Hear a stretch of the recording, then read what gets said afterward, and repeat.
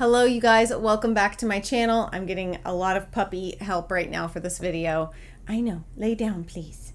Anyhow, today we're going to be doing the sort of end of year recap. I've been doing these videos for a few years now. This may actually be the first time that I've done one of these videos that I feel like, are we using anything that I said we were going to use at the beginning of the school year? As I was kind of trying to go back through like because normally what I do is sorry, I'm getting slapped by dog paws. I have my back to school week videos and I share with you guys the different curriculum we're using for my different kids and the various grade levels, which by the way, hi, if you're new here and we're just now meeting, this is a little more chaotic than my videos normally are, but I have 8 children. I have children ranging from age 15 all the way down to 2. And so we've got high school down to preschool. I went back to look at those videos to see like, all right, what were we planning to use? Because, well, my memory is just not that great. And I knew that there were things that I was planning to use that we didn't end up using. And of course, I was right. There was a fair number of things that we have changed. So I just went through and made a list. I've got a lot of curriculum here in front of me. So normally when I'm sharing with you guys the curriculum we're planning to use, I break that up into multiple videos. That way it doesn't turn into 1 hour long video. So I'm not going to go through every single thing because that would just take a very long time. I'm going to focus on things that we either really loved or things that we didn't necessarily care for and changed, in which case I'm going to share with you sort of what we changed them to. Let's get started. Oh, and don't forget, if you're new here, I have a homeschooling course. I have relaunched it. I opened the course last fall for a very limited time and it has relaunched again. And I'm very, very excited about that. So if you are interested in that course, even if you're a veteran homeschooler and you're just feeling a little uninspired and just not really sure, directionless, if you will, this course is not just for new homeschoolers. It's really for any homeschool teacher. Like I said, whether you're new or veteran, it's really a very comprehensive course, A to Z, all about homeschooling. So I will leave that information down below in the description box for you. Let's get in and talk about curriculum, because don't we homeschool moms love to talk about curriculum?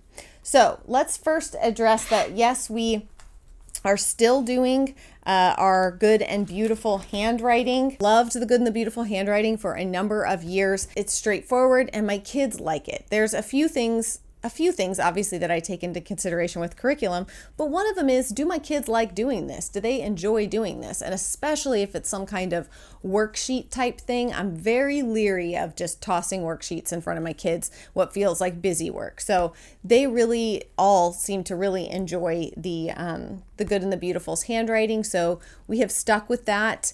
And we'll continue to stick with this. And they even added this year a preschool handwriting, which is fantastic. If you've got little ones that are just starting to practice, definitely check that out because we have really enjoyed that one as well. So lots of different options as far as their handwriting goes, but that's what we have been using and loving and will continue to use.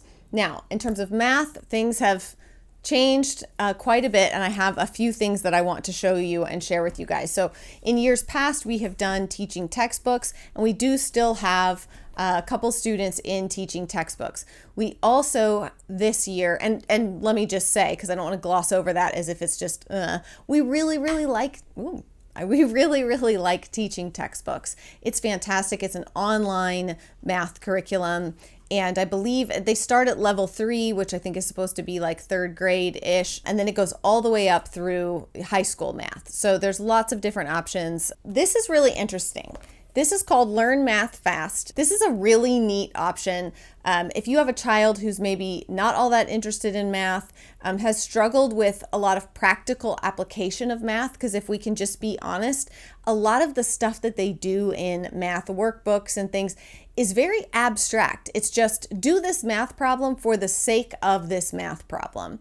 And that can be really hard for kids who are not naturally inclined towards math. They have no interest in it. It doesn't do anything to draw them in. It's just a do this thing for no reason other than that I told you to, which fine, but if you expect that to spark any kind of interest or ability to not just learn the information, but retain the information, that's not gonna work. So I really think this is very, very fascinating. So this is Learn Math Fast system, basically. There's multiple volumes of this, and it teaches math as, I mean, to an adult, but that really doesn't matter. What I'm saying by that is there's no like little drawings of children and puppies and stuff like that.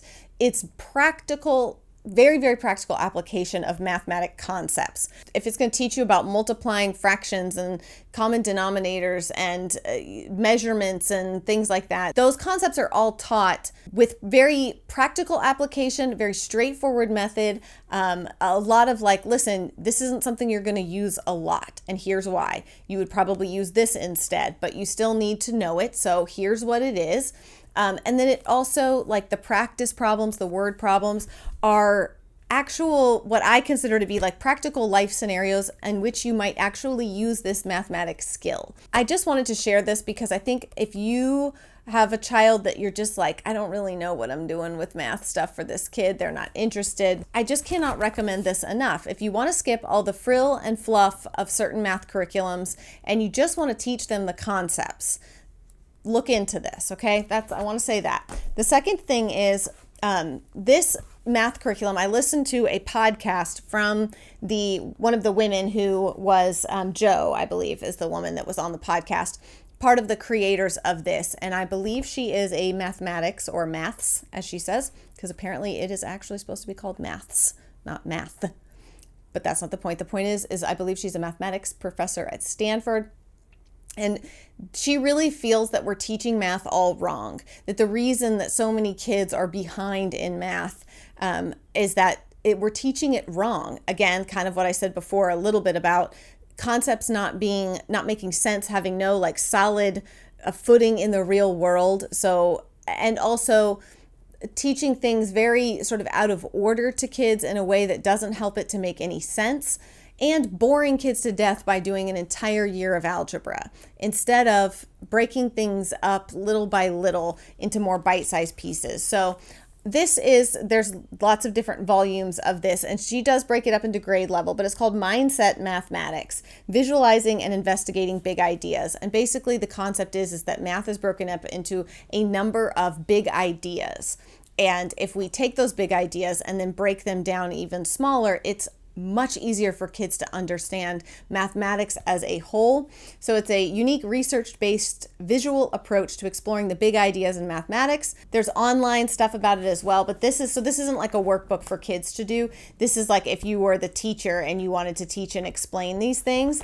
But it is something worth looking into if you feel like you want to try a very different approach to math and see if your kids learn math better this way. The last thing about math, boy, like I said, we're really getting into math here, is if you are wanting to do more of a traditional style math, like I said, online teaching textbooks is fantastic. We've used it for years, different grade levels, different math levels, if you will, and have really enjoyed it. This year, we also tried out for some of our younger grade kids the Simply Good and Beautiful Math. I've done a lot. I've done a whole video about the curriculum when we first got it, and then I did a video recently where I shared sort of things that we were loving in our homeschool, and I talked even more about it. So I'm not going to deep dive on it here. I will link both of those videos below if you want to go learn a little bit more about why we like this, why we had quit using Good and Beautiful Math before, and why we really like this new Simply version of Good and Beautiful Math. So in order to not have this whole video be about math, that's what I'm going to do.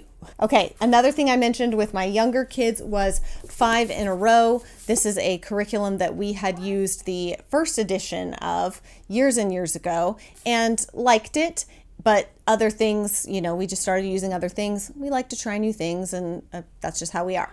And I had seen that they had released a second edition, and so I decided to order that and try that this year. And what I will tell you is that we did not do as good of a job this time doing the additional stuff. Like this, you can do so much with this. My experience this year was very skimming the surface of what you can do with this. I really like it. I like the books. I love literature-based things. I love reading to my kids. They love me reading to them. So I highly recommend it in that way. I feel like maybe I'm not the best person to I don't want to give any kind of actual review of yes, you should or shouldn't use this, because I still really like it. I like the books. My kids like the books. But as far as all the additional things that you could do, the geography and the social studies, really just wringing it out for every bit of learning you can get out of it, we were not good at that this year. So I will have a forthcoming video talking about what we're going to be using in this coming school year, so stay tuned for that. But I really like 5 in a row. So don't take our lack of time and ability to do all the extras as an indictment on whether or not the curriculum is good or worth doing all the extras. We just didn't get there. I also had talked about Explode the Code Online, which we have used and still do use. We also use All About Reading, and it's one of my favorite curriculums for teaching kids to read. It uses the Orton-Gillingham method, and if you specifically you have a child struggling to learn to read, I have found that to be the best method. We've used tutors in the past, and we always look for Orton-Gillingham tutors. And this year I also had gone on, did I not bring it over here? This year I'd also ordered some different workbooks that I think are very, very helpful. And I don't normally, again, you guys know I'm not a big like workbook person and feeling like my kids need to use workbooks for everything. But I did go find some Orton-Gillingham worksheet workbooks, specifically ones for kids with dyslexia. And you know, if your child just has like simple BD reversals, that doesn't necessarily mean that they have dyslexia. Dyslexia is much, much more than that. And if your child really has it, you'll see a lot of other things happening too. But I really do like these Orton-Gillingham books. One of my favorite things that they have the child do that I think is I don't know that I ever would have thought of it, but it is so smart, is it'll do like a worksheet like this where you have all E's on one page. You have capital uppercase E's and lowercase E's, and they're both how they're supposed to look and upside down and backwards. So then they get a color. So, you know, the correct capital E is, or uppercase E is brown, the lowercase e is purple, the backwards capital E is green, orange for the lowercase one. And so then they have to go through and color each one matching that. It just helps them to make that brain connection between this is correct, this is incorrect. And I have found these workbooks. I'll link a few of them that we have used. Again, I'm not about busy work, but to me, this is not busy work. This is, it's almost like a occupational therapy or whatnot. It's really helping to work on these brain-hand connections for kids who are struggling. So highly recommend those. The other thing, which my iPad is dead because I wanted to show you, but is some of the apps that we also use. So we try to keep our app usage very, very simple. A couple things that we tried this year that we haven't used in years past that I really enjoyed and my students enjoyed, so I thought I'd pass those along as well, are one app called Sight Word Ninja. It's actually really fun. So it drops down these bubbles of sight words, and then you just use your finger on the iPad to slice through, you know, like a ninja, slice through the word that you hear. And it's really fun for kids. You know, I mean, I'm not gonna lie, as a parent, like you're kind of like, ooh, that looks fun because of just the little noise it makes when you slice through the words. And then it tracks at the end which words they were able to get on the first try. There's a timer that goes and it keeps track of the scores and stuff like that. So Sight Word Ninja is a really fun one. The other one that I had found that we started using, really, if you, again, are struggling with a BD reversal, a child who reverses BDs, where, again, it scrolls across the top of the screen, the B's and the D's, and then the kid has to drag them down so that the ones that scroll across are lowercase, the ones at the bottom are uppercase, and the child has to drag the correct ones down. Now, every time you touch one, it'll say what it is, but I just turn the volume off so that they're not hearing anything. Obviously, the younger they are, they might need to hear, but to hear the letter sound. But if you're not at that point, then I would just turn the volume off so that they're not getting any kind of hint that they are having to do it visually. So yeah, those are just a couple of the apps. We also still use a ton of like ABC Mouse, Starfall. Yeah, so we have at some point I still have it on my list of videos to make a whole video about our favorite educational apps because we have a ton. And a lot that I like to use for different ages, for different reasons and stuff like that. So lots of fun educational apps, and I will at some point do a separate video about that, but I just wanted to share those two apps with you as they are new to us this year, but we like them. The other thing, which again I mentioned in that Loves video, is, ooh, there's hair on that, is the Bob workbooks. Again, just love the whole Bob reading series. If you have the Bob readers, they're fantastic, but they also make workbooks, and we have enjoyed incorporating those as well. So I know that Again, I'm not a big workbook person for busy work stuff, but I do think that it can really help reinforce certain concepts. I just find that not only is it helpful for them, but to be just quite frank with you, as a homeschool teacher, it's also helpful when you've got multiple students and you need to be helping one student with something, but you need another to be doing something independently. It's really a nice little add in to be able to get some independence and a break so that you can do things with other students. So, I'm by no means completely opposed to workbooks, but I just don't want everything they do to be workbooks. All right, so let's talk about some of the upper grade stuff now. Obviously the math stuff we already talked about, but as far as now, like towards my middle school and high schooler, we tried this year Not Grass. Both of them did Not Grass for history. My 7th grader did Uncle Sam and You. My 9th grader did the Exploring World Geography. So we really, really liked it. Really liked it. In fact, so much so that we will be doing that again next year, and you'll hear more about that in our forthcoming video. But I just found that my daughters liked it. They enjoyed the lessons, and it really is, especially like for the world geography, there's a lot of credits that come with this one course because they add in various things. So at the end of every 5 units, they have an English exam, a geography exam, a worldview exam, and then whatever that last unit was, a unit exam. It really covers a lot and gives the students a number of credits that I feel are earned if your student's doing the work. If you don't want to have a bunch of different things going on, I just found that it to be a really good sort of, structure and bones, and then you can add in and do other things. So again, I feel like this is the year of like, we said we were going to do this and we didn't end up doing it. So like, for example, the Not Grass World Geography, because it has English and literature stuff built into it, some of the things that I had planned on doing that I had purchased, like Fix It Grammar or Easy Grammar, also Intro to Literature, that was way too much in combination with this and in combination with our separate literature units that I had planned. So what I ended up doing was basically building, having her do the literature stuff in here, but then also with my 7th and my 9th grader, doing literature units with them and doing grammar with them. So I kind of created our own course that we just all did together. And I utilized a couple of things for that. And I am hopefully going to get around to doing a video soon, sharing with you guys kind of how I create a course myself. And particularly like for my high schooler, how do I create a course for her that she's going to get credit for? We'll talk about that in an upcoming video, but a few of the resources that I used in our sort of literature grammar course that I did for the 2 of them was we use a lot of Khan Academy. Khan Academy is fantastic. I've spoken about that before. I really enjoy Khan Academy, and then a lot of things from Teachers Pay Teachers, which I spoke about multiple times again in previous videos.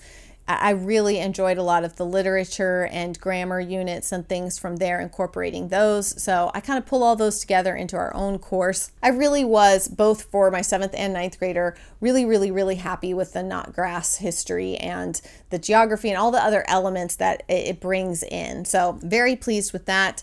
As far as science stuff goes, I have one child who really enjoys Apology of Science, and she stuck with that all year, and she really enjoys it. I have another child who did not enjoy the Apology of Science, and we were initially going to do Shorman, and then we switched to Apologia. There's been like 3 changes, and now, as I shared in a previous video, we've gone to Fascinating Science, I believe. It's a chemistry class. She's taking a chemistry class, but I think the umbrella it's under is called, maybe it's Fascinating Education. I don't remember. I'll link it. And she's just excelled in that. She really enjoys it. And there's nothing that I love more than having a student who thinks that they're not good at something and has just convinced themselves that I'm not good at this, I'm not good at that. And then you find the right curriculum for them, the right way to teach it to them, and all of a sudden not only are they good at it, but they like it and they enjoy it. And that just warms my heart, because how many times I know for me, grew up thinking, I'm not any good at that. I don't like that subject. But then somewhere someone teaches you something that you're like, oh wait, maybe I do actually like that. Well, that's interesting. Oh, I could learn it like that. I could do it like that. And I love that. I love that so much. So science, we did Apologia as well as Fascinating Education this year, and enjoyed both of those. It just depends on your student. So that's kind of the tough part. And that's where you can get into homeschooling being expensive, is when you buy full curriculums and then have a student who is not doing well with it. It's not a good match, and then you're out the money and you got to buy something else. So that kind of stinks. But that has not happened to us many times. Not many times that I've bought a full curriculum that was pricey like that and then not ended up using it. But the good thing is I will hold on to it, because my student who likes Apologia will use that when she gets there. So it's not all wasted. Oh boy, I think that might be it. Good grief. Are you guys still alive? Are you still here? Are you breathing? The dog is yawning and stretching. She's asleep, not interested. I have bored her literally to sleep. I'm so sorry. I think that I'm looking at my list, and I think that covers everything that I wanted to kind of update you guys on as far as like changes. Like I said, I feel like this is the year of like, did we use anything that we started the school year with? We did. We did. We stuck with Knotgrass. And our literature units that we talked about, we used those and really enjoyed them. So I just don't want to get in, like, I feel like I'm going to end up making a 2-hour video if I talk about every single thing we used and did this year. So I just kind of wanted to hit the highlights of things that either didn't really work for us and we switched, and what we switched to, or just in things we really enjoyed. So hopefully that kind of gives you guys a feel for things. Like I said, I do have videos coming up where I'm going to share with you what we're planning to use for this coming school year, and lots more. So as always, of course, let me know down below in the comments if there's anything specific you guys want to see related to homeschooling. You can check out my website. I'll have that link down below as well. You can find lots of backlog information about stuff we've used in years past, as well as my homeschooling playlist is chock full of that kind of stuff. So let me know if you've got any video requests though. Like I said, I really would like to do my back to school week much earlier this year. But as always, I would love y'all's feedback into any particular videos you want to see, anything other than just curriculum picks and that kind of thing. If there's something specific you want to see, let me know. That's it for this video though. I hope you guys are having a fantastic day, a fantastic kickoff to your summer, and I will see you again very soon. Bye.